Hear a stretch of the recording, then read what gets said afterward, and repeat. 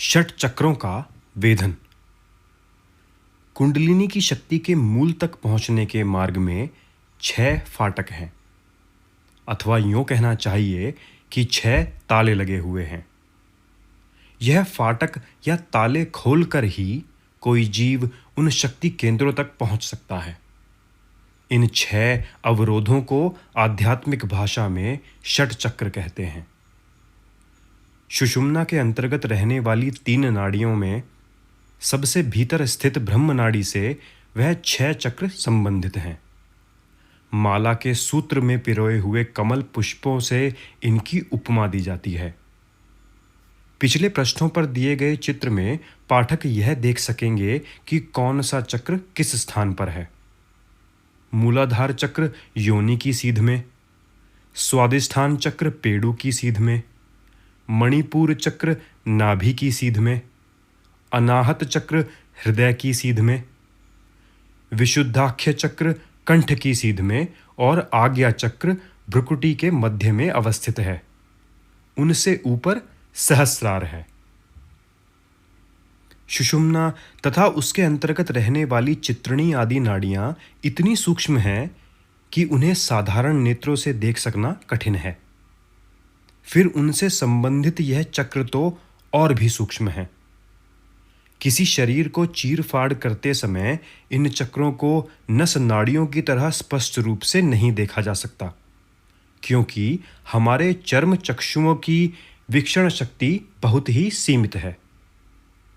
शब्द की तरंगें, वायु के परमाणु तथा रोगों के कीटाणु हमें आंखों से दिखाई नहीं पड़ते, तो भी उनके अस्तित्व से इनकार नहीं किया जा सकता। इन चक्रों को योगियों ने अपनी योग दृष्टि से देखा है और उनका वैज्ञानिक परीक्षण करके महत्वपूर्ण लाभ उठाया है और उनके व्यवस्थित विज्ञान का निर्माण करके योग मार्ग के पथिकों के लिए उसे उपस्थित किया है। षट चक्र एक प्रकार की सूक्ष्म ग्रंथियां हैं जो ब्रह्मनाड़ी के मार्ग में बनी हुई हैं। इन चक्र ग्रंथियों में जब साधक अपने ध्यान को केंद्रित करता है तो उसे वहां की सूक्ष्म स्थिति का बड़ा विचित्र अनुभव होता है।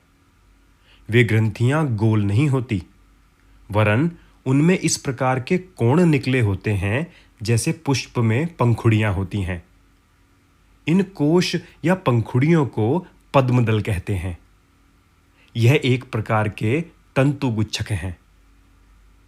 इन चक्रों के रंग भी विचित्र प्रकार के होते हैं, क्योंकि किसी ग्रंथि में कोई और किसी में कोई तत्व प्रधान होता है।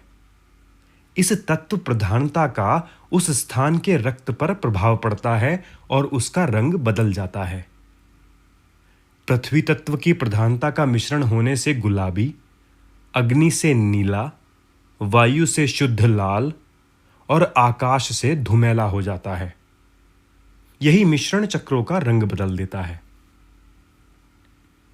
धनु नामक कीड़ा लकड़ी को काटता चलता है तो उस काटे हुए स्थान की कुछ आकृतियां बन जाती हैं।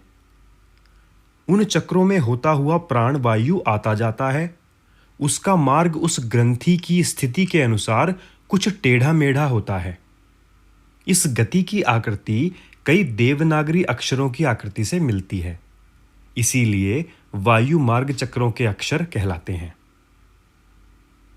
द्रुत गति से बहती हुई नदी में कुछ विशेष स्थानों में भंवर पड़ जाते हैं।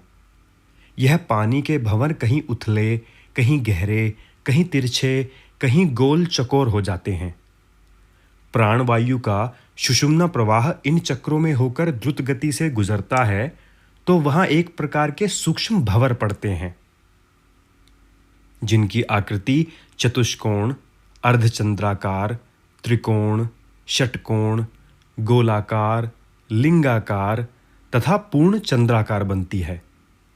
अग्नि जब भी जलती है उसकी लौ ऊपर की ओर उठती है और नीचे मोटी और ऊपर पतली होती है।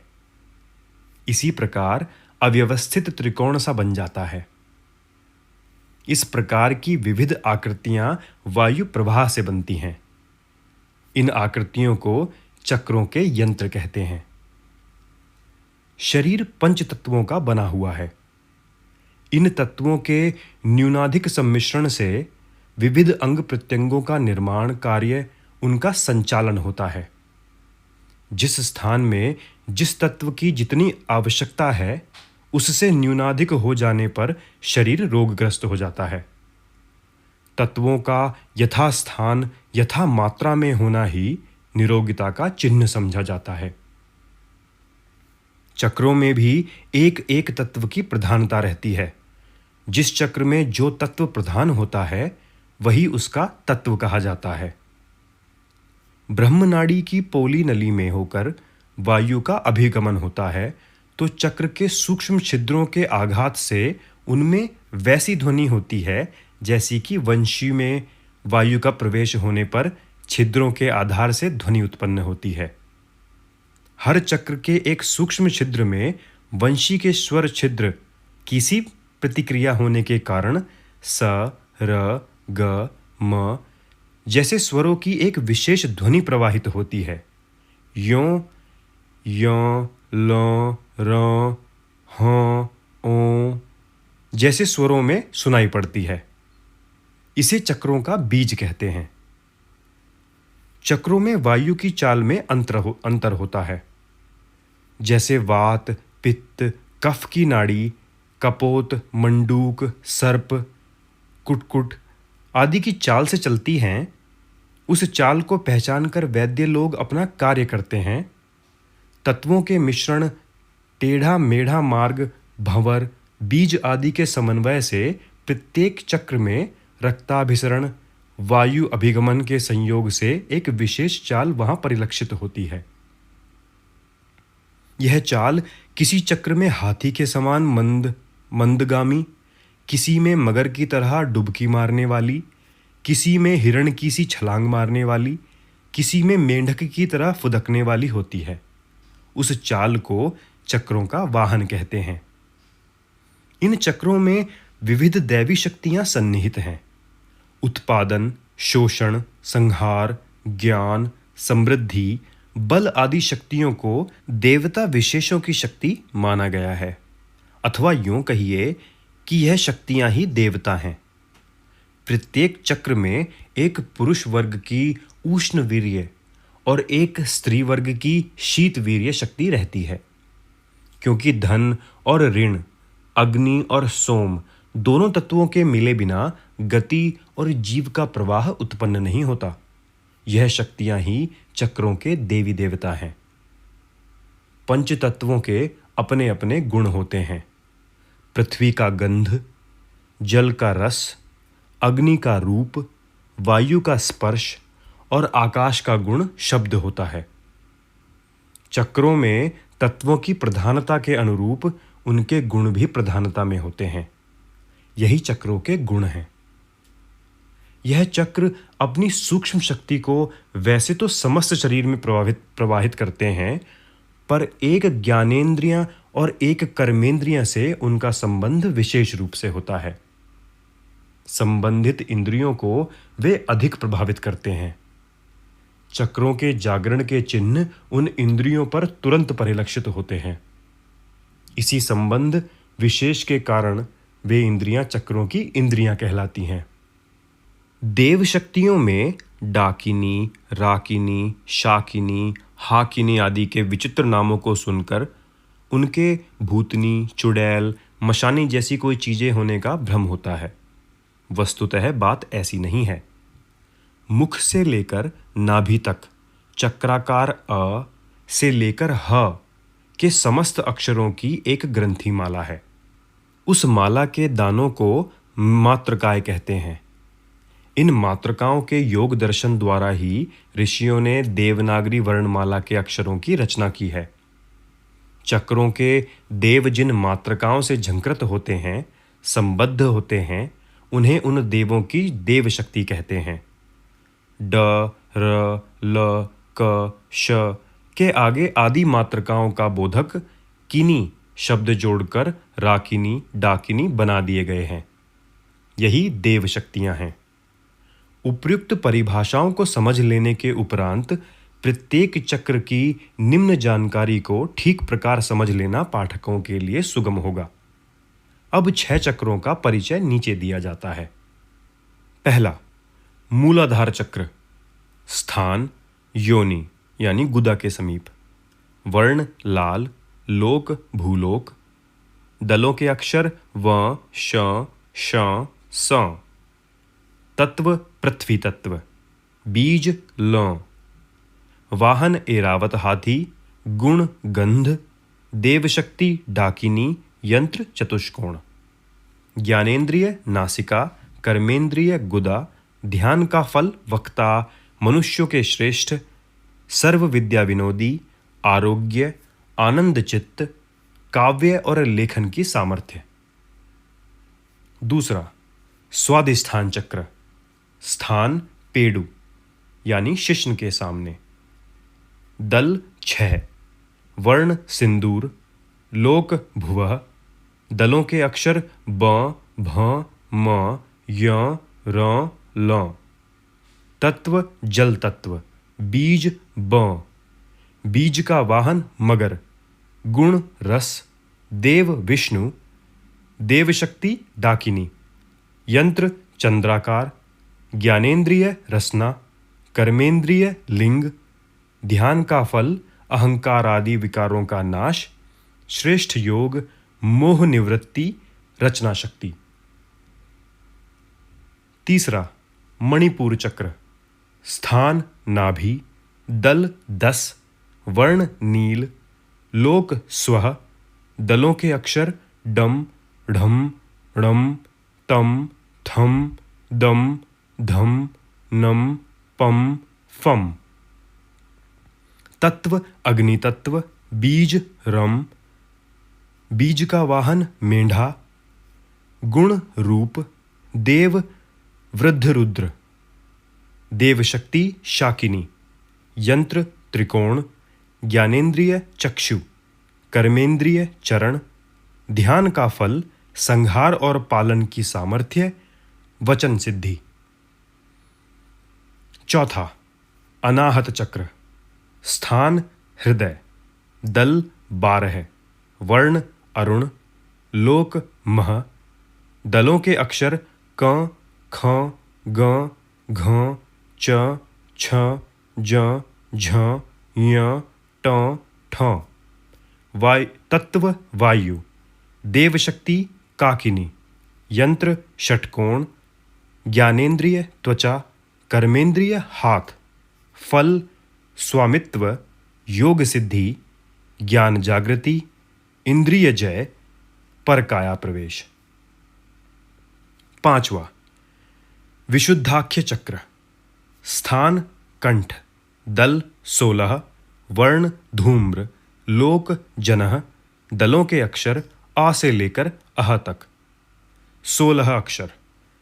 तत्व आकाश। तत्व बीज हाँ। वाहन हाथी। गुण शब्द। देव पंचमुखी सदाशिव। देवशक्ति शाकिनी। यंत्र शून्य या गोलाकार। ज्ञानेंद्रिय कर्ण। कर्मेंद्रिय पाद। ध्यान फल चित्त शांति। त्रिकाल दर्शित्व। दीर्घ जीवन। तेजस्विता। सर्वहित परायणता। आज्ञा चक्र। स्थान भ्रूमध्य। दल 2। वर्ण श्वेत। दलों के अक्षर ह, क्ष। तत्व महतत्व। बीज ओम। बीज का वाहन नाद। देव ज्योतिर्लिंग। देवशक्ति हाकिनी। यंत्र लिंगाकार। लोक तपः। ध्यान का फल सर्वार्थ साधन। षट चक्रों में उपयुक्त 6 चक्र ही आते हैं, परंतु सहस्रार या सहस्रदल कमल को कोई कोई लोग 7वां शून्य चक्र मानते हैं। उसका भी वर्णन नीचे किया जाता है। शून्य चक्र। स्थान मस्तक।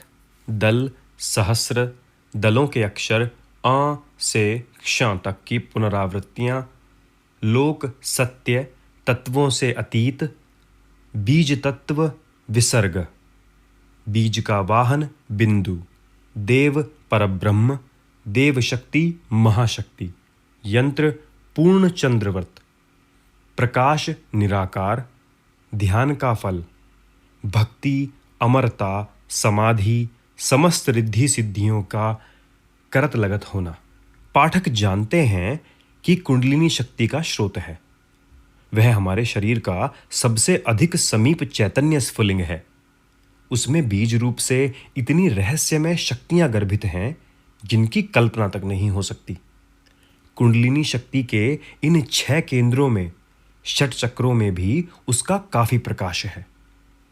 जैसे सौर मंडल में 9 ग्रह हैं, सूर्य उनका केंद्र है और चंद्रमा, मंगल आदि उसमें संबंध होने के कारण सूर्य की परिक्रमा करते हैं। वे सूर्य की ऊष्मा, आकर्षणी, विलयनी आदि शक्तियों से प्रभावित और ओतप्रोत होते रहते हैं। वैसे ही कुंडलिनी की शक्तियां चक्रों में भी प्रसारित होती रहती है। एक बड़ी तिजोरी में जैसे कोई छोटे छोटे अनेक दराज होते हैं, जैसे मधुमक्खी के एक बड़े छत्ते में छोटे छोटे अनेक छिद्र होते हैं और उसमें भी कुछ मधु भरा रहता है, वैसे ही कुंडलिनी की कुछ शक्ति का प्रकाश चक्रों में भी होता है। चक्रों के जागरण के साथ साथ उनमें सन्निहित कितनी ही रहस्यमय शक्तियां भी जाग पड़ती हैं। उनका संक्षिप्त सा संकेत ऊपर चक्रों के ध्यान फल में बताया गया है। इनको विस्तार करके कहा जाए तो यह शक्तियां भी आश्चर्यों से किसी प्रकार कम प्रतीत नहीं होंगी। चक्रों का वेधन। षट चक्रों का वेधन करते हुए कुंडलिनी तक पहुंचना और उसे जागृत करके आत्मोन्नति के मार्ग में लगा देना, यह एक महाविज्ञान है। ऐसा ही महाविज्ञान जैसा कि परमाणु बम का निर्माण एवं उसका विस्फोट करना एक अत्यंत उत्तरदायित्वपूर्ण कार्य है।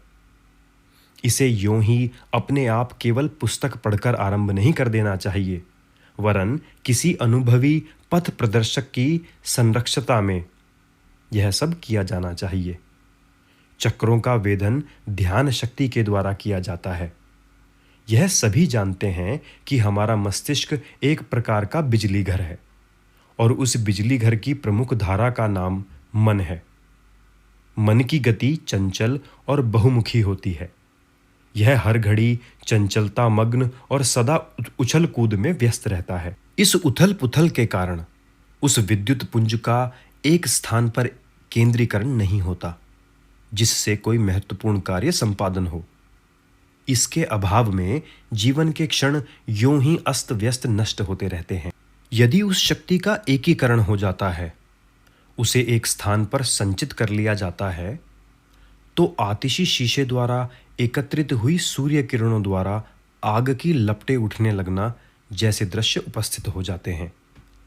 ध्यान का एक ऐसा सूक्ष्म विज्ञान है जिसके द्वारा मन की बिखरी हुई बहुमुखी शक्तियां एक स्थान पर एकत्रित होकर एक कार्य में लगती हैं।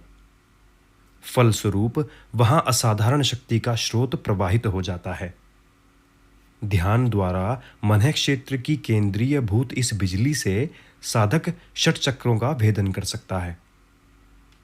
षट चक्रों के वेधन की साधना करने के लिए अनेक ग्रंथों में अनेक मार्ग बताए गए हैं।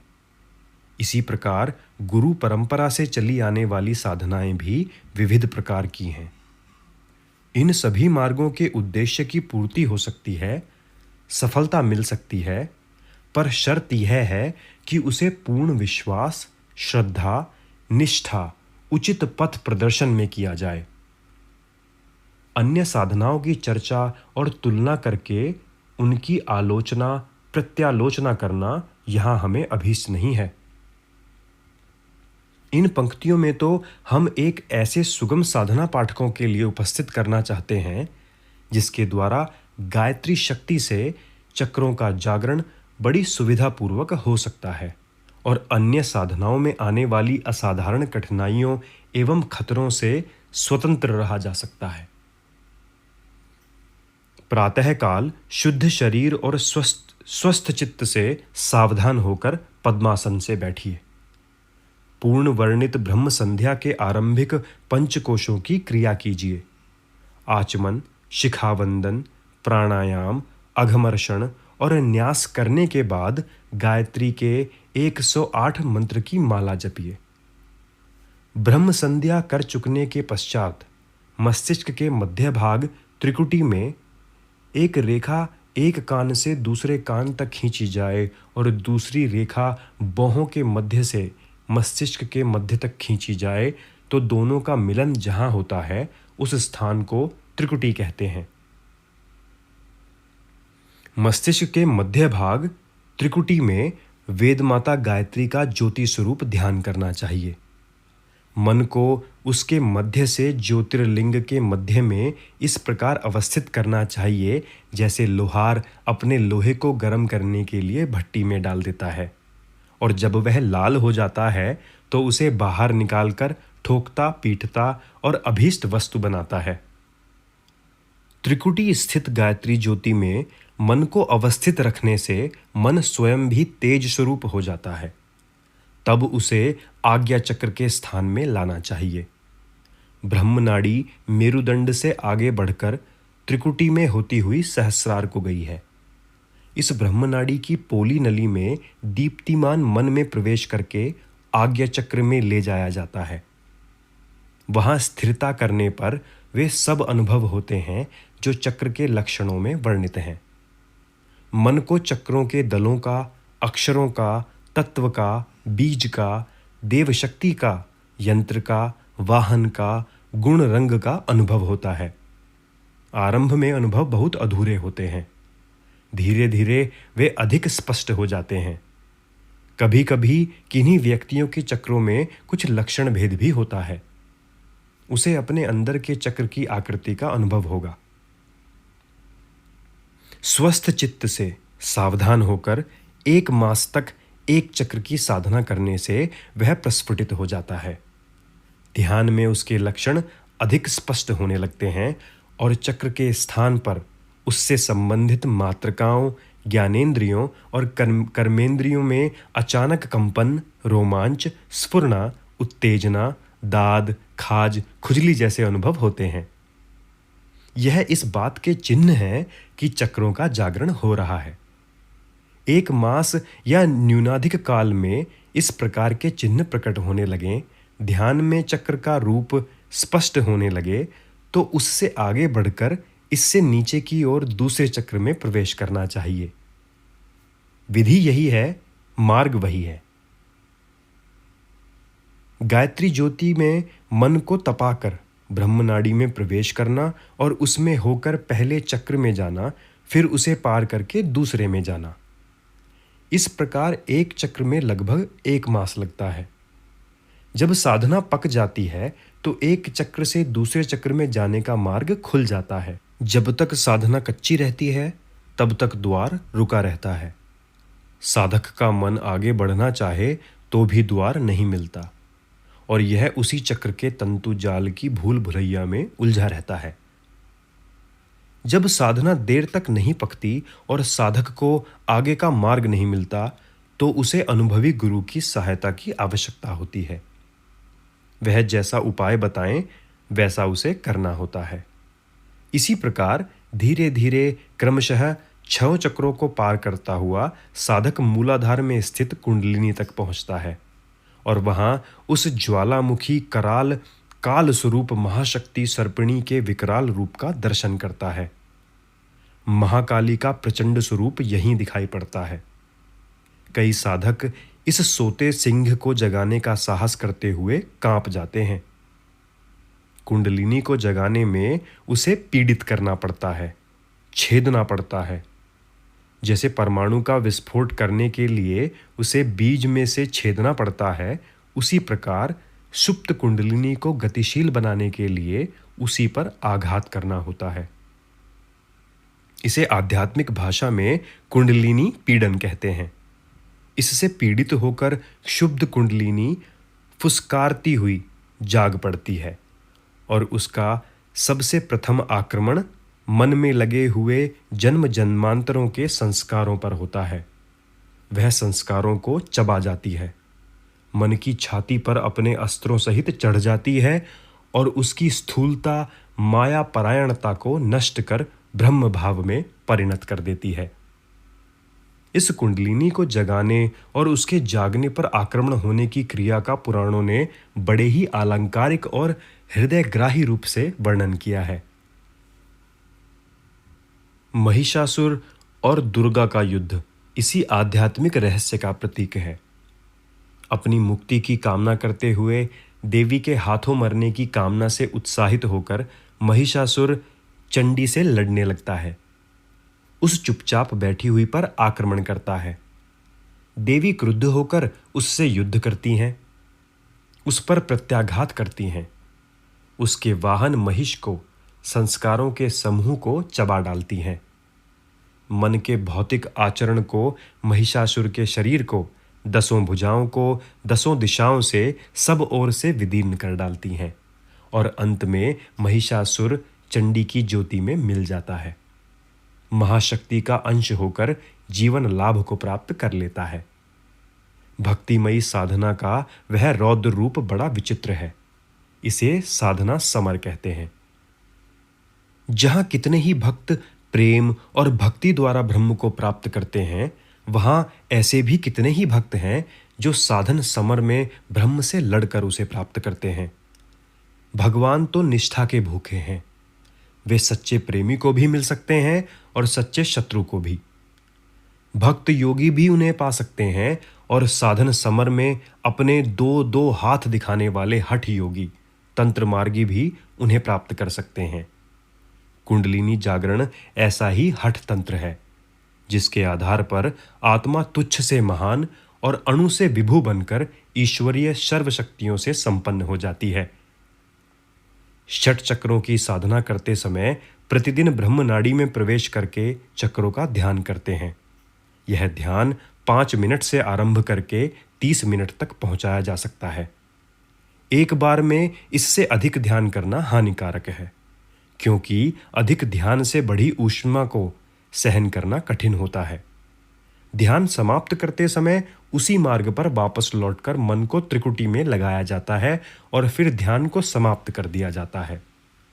यह कहने की आवश्यकता नहीं है कि साधना काल में ब्रह्मचर्य से रहना, एक बार भोजन करना, सात्विक खाद्य पदार्थ ग्रहण करना, एकांत सेवन करना, स्वस्थ वातावरण में रहना, दिनचर्या को ठीक रखना अनिवार्य है, क्योंकि यह साधनाओं की प्रारंभिक शर्तें मानी गई हैं।